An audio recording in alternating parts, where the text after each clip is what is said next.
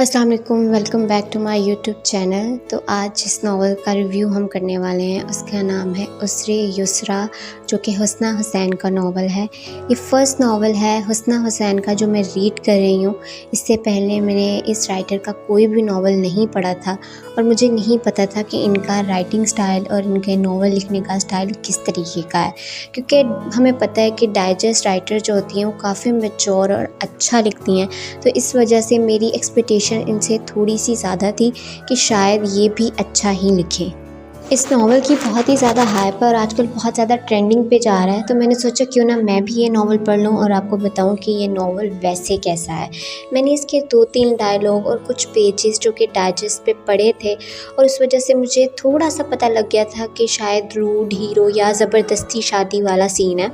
But overall मुझे नहीं पता था कि नावल की स्टोरी कैसी है और नावल कैसा है। इस वजह से मैंने ये पढ़ लिया है नावल और आप लोगों को सजेशन दूंगी ये कैसा रिव्यू है, कैसा नहीं, आपको पढ़ना चाहिए या नहीं पढ़ना चाहिए। तो बगैर किसी देरी के हम अपना रिव्यू स्टार्ट करते हैं।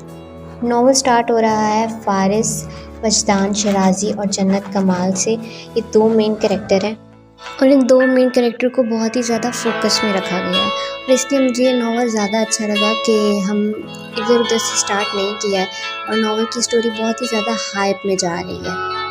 स्टोरी स्टार्ट ही उन्होंने मेन कैरेक्टर से किया बगैर किसी इधर उधर की इन्फॉर्मेशन देने से। स्टार्ट बहुत अच्छा लगा मुझे राइटर का, क्योंकि जो स्टार्ट हुआ है वो वहीं से पता लग रहा है कि स्टोरी की आगे हाइप कैसी है और 100-200 पेजेस में आपको ये स्टोरी बहुत ही ज़्यादा कमांड में लगेगी कि हाँ एक पेज और आपको पढ़ना चाहिए। तो जन्नत फराज और कमाल और फारिस शराजी, इन दोनों स्टोरी में आगे क्या होता है क्या नहीं। एक तरफ हमें बताया गया कि फारिस शराजी है जो कि ये शादी नहीं करना चाहता और उसने ये शादी अपनी माँ की मर्ज़ी से की है और उसका औरत पे बिल्कुल भी यकीन नहीं है। दूसरी तरफ जन्नत दिखाई गई है जो कि ये शादी बहुत ज़्यादा निभाना चाहती है, अपनी पूरी कोशिश करना चाहती है कि ये शादी जो है वो इसकी निभे और ताकि उसे लोगों की बातें ना सुननी पड़े। उसकी जन्नत की ये दूसरी शादी स्टार्ट में ही बता दिया गया कि देखी हुई है और जन्नत बांझ है जिस वजह से उसका बच्चा नहीं होता और इस वजह से वो दूसरी शादी पे राज़ी हो जाती है। किस तरीके से उसकी दूसरी शादी हुई है और किस तरीके से उसको जो परेशानी थी उसकी फ़र्स्ट शादी क्यों नहीं कामयाब हुई ये भी बताया गया। तो स्टोरी स्टार्ट होती है जन्नत के बैकग्राउंड से कि जन्नत जो है वो 7 बहनें हैं और जन्नत का जो 7वां नंबर है उसे ना अपनी माँ बाप की इम्पोर्टेंस में लिया, ना बहनों की ना ख़ानदान की। उनकी माँ को हमेशा ताने दिए जाते हैं बेटियों के और इस वजह से जो जन्नत है उसको उसके माँ बाप बिल्कुल भी नज़रअंदाज कर देते हैं और इसकी वजह क्या है ये भी एक सस्पेंस है और मैं सस्पेंस बिल्कुल नहीं बताऊँगी, स्पॉइलर अलर्ट हो जाए। उसके बाद जन्नत जो है उसकी ज़िंदगी में बचपन में एक ऐसा इंसिडेंट होता है जिस वजह से वो अपने ख़ानदान से और ज़्यादा दूर हो जाती है और उसके घर वाले जो हैं वो उससे नफ़रत करने लग जाते हैं। ये इंसिडेंट उसकी पूरी ज़िंदगी बदल देता है, जिसकी वजह से उसके नाना जो हैं वो उसे वहाँ से ले जाते हैं और बचपन से लेके जवानी तक वो अपने नाना के पास ही रहती है। और जब वो बड़ी हो जाती है तो इसके ताया अब्बू के बेटे बुरहान के साथ उसकी शादी हो जाती है, जो कि बुरहान की तरफ से लव मैरिज होती है। शादी के 5 साल तक जब औलाद नहीं होती तो जन्नत को डिवोर्स मिल जाती है और इसके पीछे भी एक सस्पेंस है।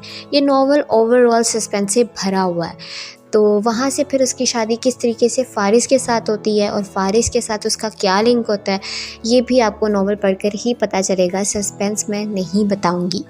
और जन्नत जो है जो तलाक के बाद कहीं जा नहीं सकती होती, उसकी ज़िंदगी में इतने दुख हैं, वो ये शादी दूसरी पूरी तरीके से पूरी नीयत से निभाना चाहती है, लेकिन दूसरी तरफ हमारे जो हीरो हैं वो ये शादी बिल्कुल भी नहीं करना चाहते। फारिस वजदान के कैरेक्टर को उन्होंने इस तरीके से डिफ़ाइन किया गया है कि बहुत ही ज़्यादा डिटेल में। मुझे राइटर से एक शिकायत है कि उसने जन्नत का कैरेक्टर बहुत ही चंद पेजेस में जो है वो डिफ़ाइन कर दिया गया है, लेकिन जो फारिस का कैरेक्टर है वो बहुत ही एक्सप्लेन के साथ उसने डिटेल से बताया कि फ़ारिस की ज़िंदगी में ऐसा क्या क्या हुआ है जो वो इस तरीके से बन गया है। फ़ारिस का कैरेक्टर जो है, हाँ जन्नत का कैरेक्टर भी बचपन से ही स्टार्ट किया गया है, लेकिन फ़ारिस का कैरेक्टर बहुत ही ज़्यादा डिटेल में बताया गया है। ये किस तरीके से फारिस जो हैं वो अपने बाबा हारून शराजी की दूसरी औलाद हैं, बीवी से हैं और वो बीवी जो दुनिया की नज़र से छुपी हुई है और एक नाजायज़ औलाद के तौर पे वो जाने जाते हैं। उनकी एक ख़ानदानी बीवी भी है जिनसे उनका एक बेटा है और फ़ारिस के दादा जो हैं वो बिल्कुल भी फ़ारिस को अपना खून मानने से इनकार कर चुके हैं और वो कहते हैं कि वो एक नाजायज़ औलाद है, जिस वजह से वो इस तरीके का बनने पे मजबूर हो गया है। लेकिन जो उसकी सगी माँ है वो उसे छोड़ देती है उन हालात में। जो उसका बाप है वो लोगों से उसका तारुफ़ मुलाज़िम के बेटा कहकर करवाता है, लेकिन जो उसकी स्टेप मदर हैं वो इन सब चीज़ों में उसके साथ होती हैं और उसका साथ नहीं छोड़ती। ये सब कुछ जो है वो फ़ारिस की ज़िंदगी में हो रहा है और फ़ारिस पे उसके बाद किस तरीके से कुछ करैक्टर उस वक़्त ऐड किए गए हैं जो कि ना भी होते तो चलता। उनके लिंक्स इतने ज़्यादा इम्पोर्टेंट नहीं थे, लेकिन अगर वो फ़ारिस की ज़िंदगी में ऐड हैं तो बस ठीक है। लेकिन मुझे नहीं लगता कि उन करैक्टर का इतना ज़्यादा फ़ोकस होना चाहिए, जैसे कि फ़ारिस के दोस्त वग़ैरह वो सब कुछ, वो इतना ज़्यादा ज़रूरी नहीं था। लेकिन स्टोरी को लंबा करने के लिए आई थिंक राइटर ने वो चीज़ें ऐड की हैं, तो उनका एंड में भी कोई लिंक नहीं मिलता, लेकिन फिर भी वो अच्छा था। वो आपको एंगेज रखता है, मतलब कि पेजेस ज़्यादा बढ़ा देता है आपके। तो उसके बाद फ़ारिस की शादी हो जाती है अदीना से, जो कि वो भी एक सस्पेंस है और मुझे ज़ाती तौर पे अदीना का कैरेक्टर बिल्कुल भी अच्छा नहीं लगा। और अगर वो भी ना होता तो फ़ारिस की ज़िंदगी वैसे भी बहुत ही ट्रिकी थी और जन्नत उसकी ज़िंदगी में आके और कुछ कर सकती थी। लेकिन अदीना का कैरेक्टर डालना मुझे अजीब लगा और बहुत ही फ़िज़ूल लगा। लेकिन हाँ, एंड में जाके अदीना का कैरेक्टर इम्पोर्टेंट है और वहाँ से हमें थोड़ी-सी झलक ये भी लगती है कि शायद इस नॉवल का सेकंड पार्ट आ सकता है, अकॉर्डिंग टू अदीना कैरेक्टर। उसके बाद फ़ारिस की डिवोर्स हो जाती है अदीना से। अगेन इट्स सस्पेंस और वो जन्नत के साथ अपनी ज़िंदगी कैसे गुजारेगा, ये सब कुछ है। अब उसके बाद हमें जो है अपने हीरो और हीरोइन यानी कि फ़ारिस शहराज़ी और जन्नत कमाल की स्टोरी देखने को मिलती है। And their story like amazing. उनकी स्टोरी मुझे बहुत ही अमेजिंग लगी। उनकी केमिस्ट्री, उनके डायलॉग डिलीवरी, उनका झगड़ा। मैंने आपको कहा कि 100 टू 100 पेजेस में आपको फ़ारिस का कैरेक्टर बहुत ही रूड हीरो वाला और बहुत ही अजीब लगेगा, लेकिन आई थिंक 200 में जब हमें पता चल जाएगा कि फ़ारिस के कैरेक्टर में आगे क्या क्या है, तो हमें वो बिल्कुल भी रूड नहीं लगेगा।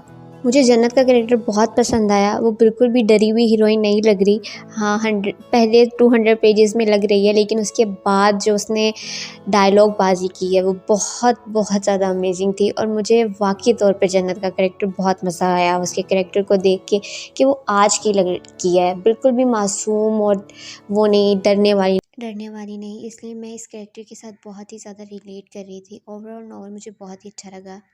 प्लीज़ मेरे चैनल को लाइक करें और कमेंट करें और मेरे चैनल को भी सब्सक्राइब करें। अल्लाह हाफ़िज़।